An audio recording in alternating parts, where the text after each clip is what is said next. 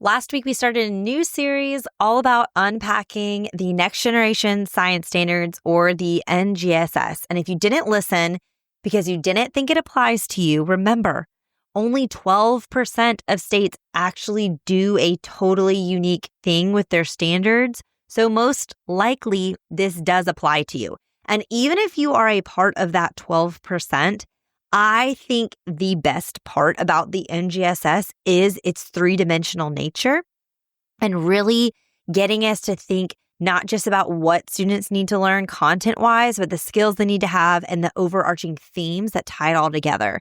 And so that's what we're really going to look at this week. Last week, I just kind of introduced you to some of the key characteristics, or what I called pillars of the NGSS, and some practical tips to get started. This week, we're going to zoom in on one of those pillars, which is the 3D nature of the NGSS. So we're going to be talking about those DCIs, SEPs, and CCCs. I'm going to explain to you what I believe they are because, again, this podcast is just my opinion and I don't work for NGSS. So what I believe they are, how I feel like you can practically teach them, how I practically taught them in my classroom, and then also how to practically assess them, because I think that's a pain point a lot of us are having based on my conversations and my DMs and my inbox. So let's get to it. This is Secondary Science Simplified, a podcast for secondary science teachers who want to engage their students and simplify their lives. I'm Rebecca Joyner from It's Not Rocket Science. As a high school science teacher turned curriculum writer, I am passionate about helping other science teachers love their jobs, serve their students, and do it all in only 40 hours a week. Are you ready to rock the time you spend in your classroom and actually have a life outside of it? You are in the right place, teacher friend. Let's get to today's episode.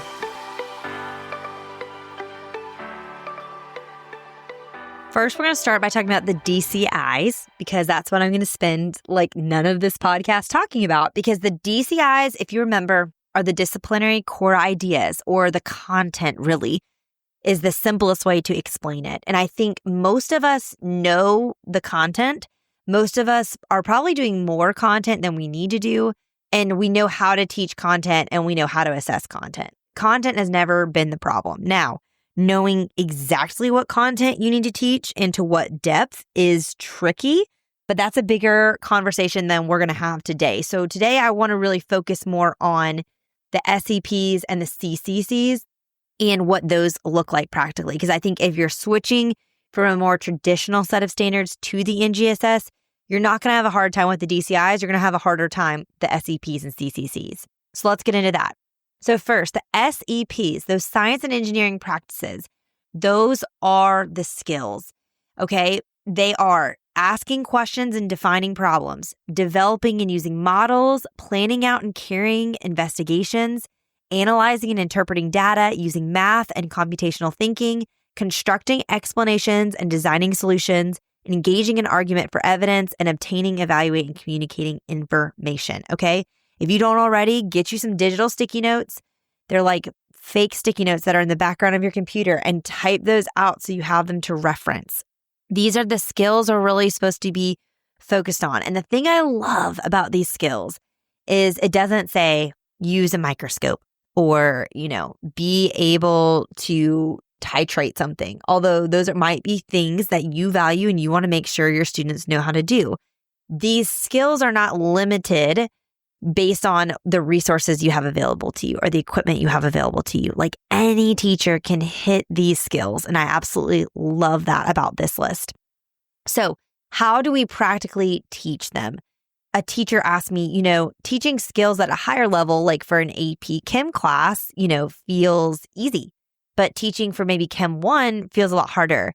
It's one thing to say, develop and use models. So like make models or analyze data, but it's something else to actually talk about how to explicitly teach those skills to your students. And also too, like this teacher said, I feel like I'm doing a lot of these things, but oftentimes my kids don't have like the foundations to really be able to do them. And so first thing I want to say is you can only do the best that you have in the season that you have. And sometimes the best that you have is a group of students that have no prior knowledge that they should have because they are coming from a place where their teachers before you didn't, do the prerequisite skills that they needed to have. And so I just want to encourage you, like, you can only do your best. If your students are coming to the table with no critical thinking skills, okay, you don't just give up, but you're just going to start and you're going to hold the line and do your best to teach them some skills. Now let's talk through, though, practically how to teach these skills, especially to like an on-grade level class, Chem 1 or a Biology 1 or something like that. I'm going to go through each one of these and kind of give you some practical, explicit ideas because that's what I said in last week's episode 177. That's like one of the hardest things that I think about the NGSS is the lack of specificity. So I'm going to give you some, all right? None of this is like the end all be all, but it's just to give you some ideas if you're feeling overwhelmed. Okay, how do we teach them to ask questions and define problems?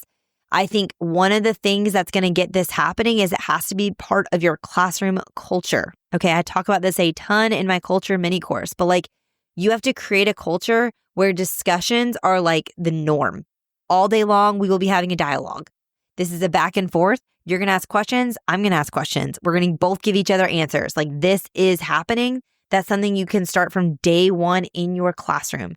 You know, that one teacher asked if they are not used to this at all, if they're used to sitting and getting, or they're used to them maybe asking questions, but you're not asking them any questions. Like this dialogue creation is going to be difficult, but it is possible. Okay, so it's something you're going to have to commit to being a part of your classroom culture. I recommend in my mini course, if this is something that you don't feel like comes naturally to you, you have to start somewhere. I recommend starting by asking a lot of questions yourself and modeling that. You can research some questions in advance. You can write down things students have asked you in the past to make sure that you're asking. You can also, I think the easiest way to get them asking questions is to expose them or introduce them to a phenomena and then say, okay, what questions do you have? It could be as simple as like throwing up a picture and being like, okay, make some observations. What do you want to know? Getting them to ask those kinds of questions. Another practical instructional resource I like to use is something called a research and report. I have these in pretty much every curricula I believe that I've ever written. But essentially, I project a slide and often I ask them, what do we know about XYZ topic? Okay, for example, in my reproduction unit, in my anatomy curriculum, hey, what do we know about infertility? What are some things you know or that you've heard? And we kind of like write that down. We're borderline doing like a KWL chart here, okay? So then the next slide is, okay, like what questions do you have? What do you want to know more about this? But I tend to ask like, what questions do you have about infertility and reproduction, that kind of thing. And you get them to ask questions. Now, if they're not asking any questions because they're not interested or they don't know what to ask, you can say something like, hey, 30% of infertility problems are related to the male. And that might be a phenomena, like just that statistic might be something that's like, oh, I didn't realize. Like, I think a lot of students just naturally think if there's an infertility problem, it's a problem with the, biological mother. So I think there are ways that you can like give them something that they maybe don't know and be like, okay, well, what questions do you have about this? And then I take those questions and I divvy them up and I'm like, okay, you're going to research this, you're going to research that. Everyone gets 10 minutes to research and then you're going to report back what you found. I think it's a great way to get them asking some kind of questions and kind of get a conversation started.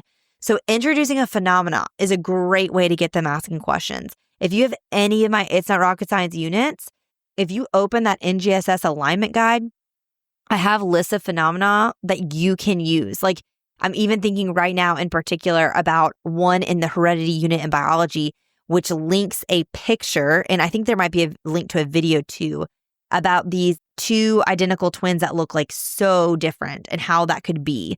And it's a great like phenomena. You can just put the picture, play the video, and then they get to explore it. The rest of the unit, you can dive into this. So those are ways I get them asking questions. Also, like any inquiry activity ever is going to get them hopefully asking questions and defining problems and saying, hey, like this is confusing or I don't understand this. And then saying, you're right, it is confusing. Like we're going to learn more about this throughout this unit.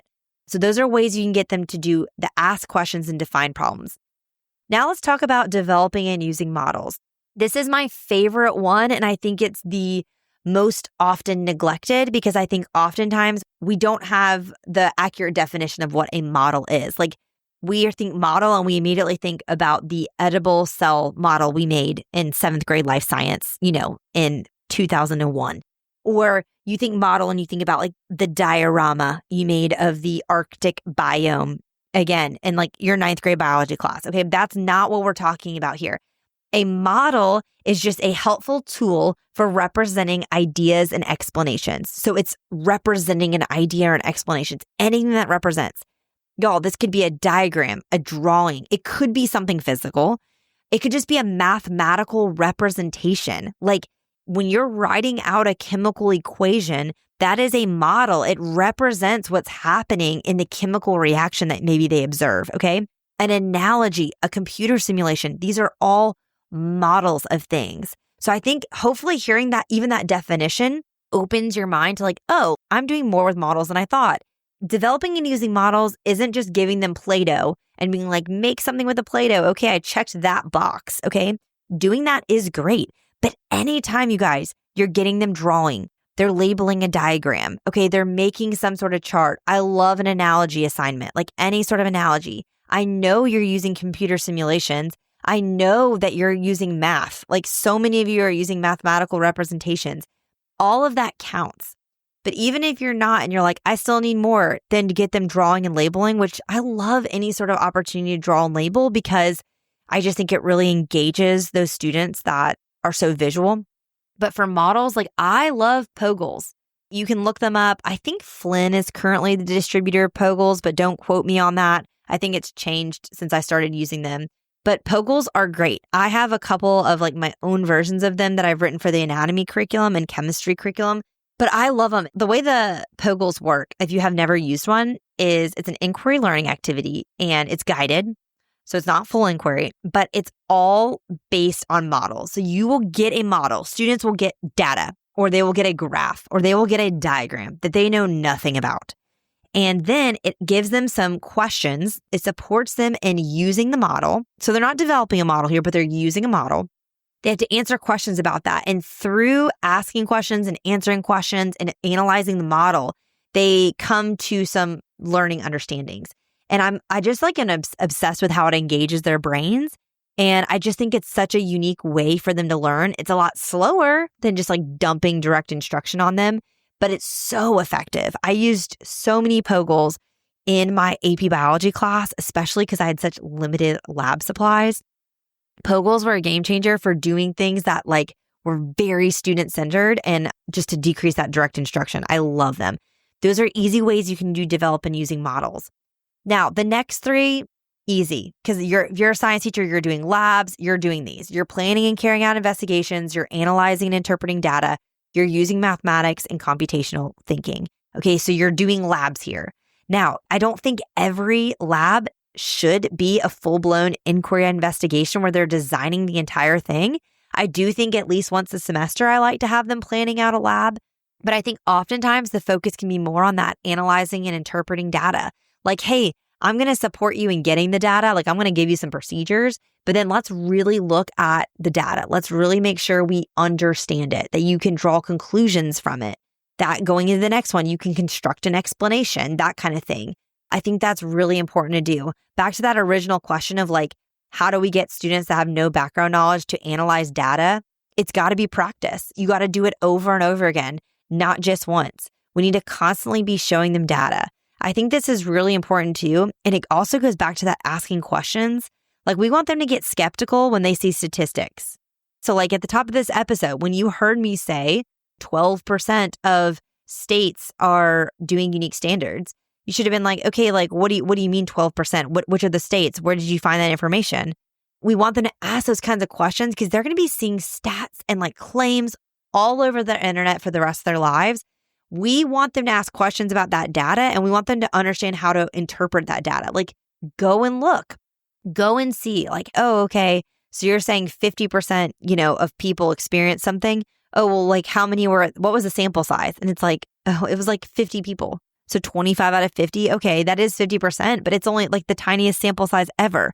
These are the things we want to get them to look at. So it's exposure therapy to get them used to these skills. So even if they're bad at it, we're going to do it over and over and over again. And that's where I really like in labs. Like sometimes I think we can get caught up teaching high school science in like the lab report or like doing every piece of it, like writing the hypothesis and writing out materials procedures and graphing and writing an analysis and a conclusion. Like Sometimes I just want to focus on getting the data and doing a killer graph right. Sometimes I really want to focus on the analysis and I want to give them just straight up questions to help them in their analysis. I think that's a helpful way to serve our students and scaffold it for those students that don't have that prerequisite knowledge. All right, next, constructing explanations and design solutions. At the end of a lab, I think one of the simplest ways we do this is with error analysis. Having students, in their analysis section, in their conclusion, wherever, I know people have different preferences about where that goes, but you're having them explain the data that they saw, and then also identify places where the data was probably not controlled well, what could have contributed to the data maybe not being what we expected. And then here's the design solutions. What are ways we can prevent this happening in the future? You're putting that into practice right there. I think sometimes we think that this is just like an engineering standard, like defining a problem from the ask questions to find a problem and then designing solutions. Like I got to be doing engineering in anatomy class or biology. But I think that's an engineering principle of designing solutions, but you're doing it when you're doing an error analysis in a lab and you're coming up with ways to prevent those errors in the future. That's a solution. So again, don't overthink that one too much. Okay, the next SEP is engage in argument for evidence. If you're doing CER, claim evidence reasoning, at any time, on a test, in practice problems, in the middle of a lecture notes, like as an activity, then you are getting your students to engage in argument for evidence. And I think that's a great thing to do. And then lastly, that obtain, evaluate, and communicate information. Pretty much every research project ever is going to cover this one, but also those research and report activities I mentioned at the beginning. It's a great way to kind of do this and also tie it into that asking questions SEP. Now, again, I want to hit this before I move on to how to assess. I had multiple biology teachers reach out about incorporating more engineering skills in biology. As the daughter of an engineer who also has a brother and sister-in-law who are both engineers, I'm surrounded by engineers. I also was in a pre-engineering program in high school where all my math and science classes were engineering based. So I feel very acquainted with engineering. I want to give you a definition of it. Engineering is the application of scientific and mathematical principles to design, develop, and build machines, structures, systems, and processes to solve problems and improve efficiency. Okay, yes, building stuff, designing and building stuff is engineering. But that isn't all that engineering is, okay? It's applying what we're learning and it's coming up with processes, systems. We're solving problems. We're making things more efficient. That is what engineering is. And you can do that in every single lab or project you teach in your biology class. Again, with the error analysis, like I already mentioned, but also even saying hey, what are ways, this is what I do in my photosynthesis relay activity. I love this activity to model. It's a model. It's developing and using models. It's a model of photosynthesis to really give students a visual representation of the process. I'll link it in the show notes. But I have them do engineering too, in a sense, because I ask them in the questions in the activity, I say, hey, how is this a good model? How is this model helpful in helping you understand photosynthesis? What was good about it? Okay, now let's identify what was not great about it. How was it a bad model? And take it a step further with honors, what would be a way we could make this model better? We could improve it to solve those problems and just make it a better model. Okay, that's engineering thinking right there. So I think this is a great way you can bring that kind of thinking in without necessarily having more STEM specific activities. Now, one way I really do it really specifically in my biology curriculum is in my biology basics unit.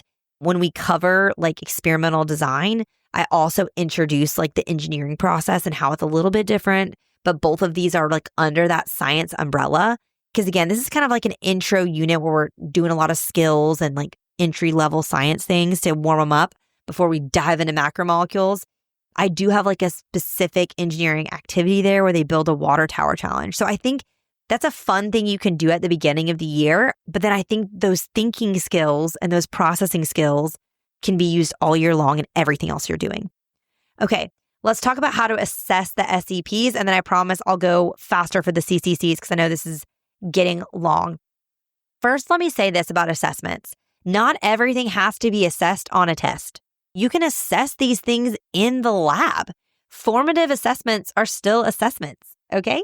So I want to encourage you with that. I think sometimes we're like, how do we show that they're planning and carry out investigations on a test? I don't think you have to do it on a test. I think it can be done in other things, but, unpopular opinion. I do think things that you can add into your tests to try to bring in more skills, first and foremost, is models. Bringing in more diagrams and models and things like that they have to analyze. Bringing in graphs, data tables, so that they can analyze and interpret them. I mean, that's what we're seeing all over the AP biology exam and stuff anyways. So why not bring that in sooner and give them more practice with those skills of saying like, hey, here's some data. Let's see you draw a conclusion from it. Let's see you analyze it. What's a pattern you see? That's bringing in a CCC we'll talk about in a second. And then I also think on your test, asking CER questions, like asking questions where they have to make a claim and back it up with evidence and reasoning. That's going to get them engaging in argument for evidence. And again, I think a lot of these, though, are going to be a lot easier to test outside of a test, but those are ways you can kind of bring in some of those things. I also think projects can be really helpful to hit these points if you need them. And then also, too, if you haven't already, I mentioned this back in episode 173, where I shared some ways I found that teachers can be using AI to make their lives easier. But Magic School literally has an NGSS question maker tool. Like you can just go in and you can click, the DCI or whatever, the performance expectation you're trying to meet, any SEP or CCC you're trying to incorporate, and it will come up with an assessment question for you. So do not sleep on that. But the main thing I want to encourage you with how to assess is bring in more data and models onto your tests. And then remember, you're doing other things besides tests to assess students. So don't worry about that too much. I feel like there's a lot of worry around that. So I want to encourage you there. Okay, now let's talk about CCCs, the cross-cutting concepts. These are themes. That's the best way I can explain them. Things we're going to see across all disciplines. So what are they? They are patterns, cause and effect, scale, proportion, and quantity, systems and system models, energy and matter, structure and function, and stability and change. So how to practically teach them. Honestly, guys, I think this naturally happens if, again, what I started with, you're having discussions with your students. If you guys are having a dialogue at all times, if you're constantly even verbally, it doesn't have to be necessarily a formal assignment, tying things in from other subject areas, tying things in from other concepts, building on things you've talked about, you're going to be covering all of this stuff as long as you're keeping big picture big and apparent and in their face. If you're doing phenomena and storyline teaching, like we'll talk about in the next episode, this is all just going to be embedded in there. Those things make this a lot easier. Okay. So I think teaching about structure and function is just going to happen. If you're a biology teacher, that's not going to be hard at all. If you're a chemistry teacher, not hard at all as you're talking about bonds and all of that. How to assess it can be a little bit harder, but I think my simplest recommendation for you, because I know this is getting long and I want to keep this super simple, is add in one FRQ, one free response question to the end of every test you have and incorporate a CCC in it. How would you do that? I'm going to give you a practical example for each one, super quick. First, patterns. Give them an FRQ where they get some data and they have to find a pattern and make a prediction from it. That also can be cause and effect. You can say, hey, looking at this data, you've seen this pattern. If something happens to it, what would you expect to be the effect and why? Scale, proportion, and quantity. Anytime you're going to zoom in on something that's micro and say, okay, well, how would this be impactful on a macro level? What does this have to do on a larger scale? I think is helpful. So give them an FRQ about that, where you're trying to take something really small and zoom out on it a little bit. For energy and matter, looking at how that flows and what happens when that gets disrupted. Okay, so you can give them a real ecosystem or a hypothetical one and say there's this natural disaster. What do you think would happen? Or looking at a micro level, this happens and disrupts homeostasis. Okay, how would that impact everything else? Again, a lot of these things overwhelm because that impacts the system as a whole too, which going back to systems and system models, I skipped over that one. That's just looking at a series of events and how they work together. One of my favorite questions in anatomy that I have on my midterm and final exam, but you could put it on every single unit test is okay, we're on unit 3. Maybe we've covered 3 body systems. At this point, Give me 3 ways that those 3 body systems we've learned about so far work together to maintain homeostasis in the body. Or like 3 examples of how they overlap and they have this system that works together. I think that's such a great open-ended question for students to answer. Last 2, structure and function, obsessed, because if you've been around here a while, you know that one of my like anthems, my refrains, if you will, is form dictates function. So we're talking about this all the time. Like the structure of something matters. It's not arbitrary. It's not random. Like it is specifically that structure for a reason, and that impacts what it does. So a question could be like, hey, I'm going to give you a mystery organelle or a mystery molecule in chemistry, and I'm going to tell you some things about its structure. What would you expect it to do? How would you expect it to bond? How would you expect it to contribute to the cell? And see what they can come up with there. That's a great FRQ question. And then lastly, stability and change. Looking at, here's what the norm is. Again, like homeostasis, here's like our baseline. What happens when that gets disrupted and how do things restabilize? Okay, everything is in a dynamic equilibrium. So what does that look like? These CCCs, again, like just add 1 FRQ question to every test and you can slowly make sure you're covering these, at least one of these in every unit that you have. So that's my take-home challenge for you today, is first, maybe just look at the tests you have for the rest of this year and add 1 FRQ where you're going to kind of dive into one of these CCCs or maybe an SEP if you want to go that direction a little better. And if you're worried, like, I haven't done any prep work to prep them for this question, okay, then make it a bonus question. Give it to them as a bonus. Say, hey, here's your bonus question this week. I'm going to give you some data. You're going to analyze it and look for patterns and draw conclusions from it and just see how they do. And if you're not allowed to have bonus, one of my favorite workarounds for that rule, if you're looking to break a little rule, is you can give them back points like up to 100. So they can't get over 100. So a student that has a perfect score can't get a 105 because they got the bonus. But if they got a 93 and they get the 5-point bonus, they can get a 98. You can kind of cap them at 100.